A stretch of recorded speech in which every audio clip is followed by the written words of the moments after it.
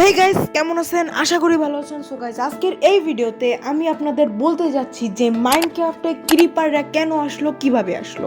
যা এখন মাইনক্রাফটে যে ক্রিপার আছে, ক্রিপার পুরো মাইনক্রাফট প্লেয়ারদের পুরো মাথা নষ্ট করে দিচ্ছে।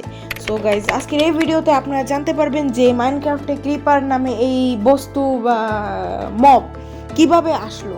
সো গাইস, এটা এখন আমরা বলতে যাচ্ছি। সো গাইস, বেশি কথা না বলে ভিডিওটা শুরু করা যাক।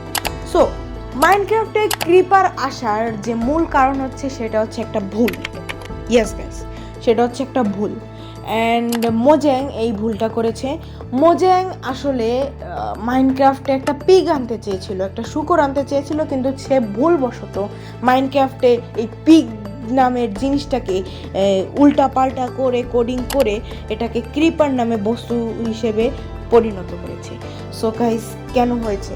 আসলে মাইনক্রাফটে যে ক্রিপারটা অ্যাড হয়েছিল সেটা হয়েছিল 0.1.14 সো মাইনক্রাফট যখন প্রথম শুরু হয়েছিল তখন মাইনক্রাফটে মোজ্যাং ভাবছিল একটা পিক দিবে, সুন্দর কিউট এক ধরনের পিক দিবে, কিন্তু সে কোডিংয়ে ভুল করে ফেলে। অর্থাৎ পিগের যে দৈর্ঘ্য আছে এবং পিগের যে উচ্চতা আছে, আপনারা জানেন যে পিগের উচ্চতাটা কম এবং দৈর্ঘ্যটা একটু বেশি হয়।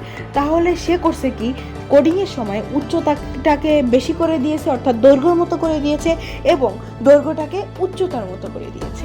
এবং ফলে দৈর্ঘ্যটাকে উচ্চতার মতো করে দিয়েছে। ফলে আমাদের যে মাইনক্রাফটে একটা আজব বস্তু তৈরি হয়েছে, মানে আজব মব তৈরি হয়েছে। অ্যান্ড আজব মব তৈরি হওয়ার জন্য সে ভাবছে কি যে তার কাছে এটা পছন্দ হয়েছে, হ্যাঁ ভালোই তো হয়েছে। অ্যান্ড দেন সে করছে কি যে মাইনক্রাফটে এটাকে সবুজ কালার দিয়েছে। কেন সবুজ কালার দিছে জানি না, এটা কোনো জায়গায় বলা নাই, এই জন্য আমিও বললাম না। কারণ সবুজ কালার দিছে, অ্যান্ড সবুজ কালারের উপর একটু টেক্সচার মারছে আর মুখটা আজব দিয়ে দিছে। অ্যান্ড কোডিং করছে কি যে কোনো প্লেয়ারের কাছে গেলে বিস্ফোরিত হবে। সো গাইজ, এটা ছিল হচ্ছে মাইনক্রাফটে কিভাবে এবং কেন আসছে এই মব কি যে ক্রিপার কেন আসছে। সো গাইজ, আজকে ভিডিও এ পর্যন্তই। আশা করি আপনাদের ভিডিওটা ভালো লাগছে। ভিডিওটা ভালো লাগলে চ্যানেলটাকে সাবস্ক্রাইব করবেন এবং আমাদের পাশে থাকতে হবে, যাতে আমরা আপনাদের কাছে সবার আগে এই ধরনের ভিডিও পাঠিয়ে দিতে পারি। সো আরেকটা কথা হচ্ছে, এটা আমার নতুন চ্যানেল, আপনারা অবশ্যই সাপোর্ট করবেন।